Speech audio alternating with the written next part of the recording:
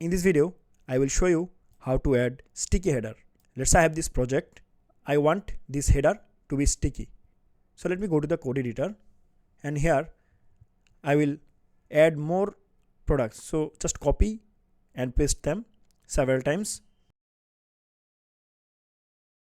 Now refresh, and here you can see all the products.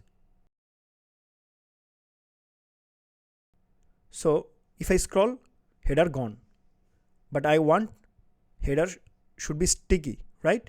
So to do this, let's go to the CSS here, and inside the header I will say position should be sticky, and I will set here top 0. Now save it and go to the browser and refresh it.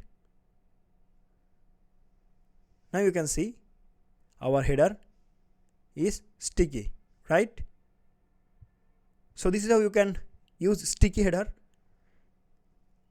Thanks for watching this video. See you in the next video. Till then, goodbye.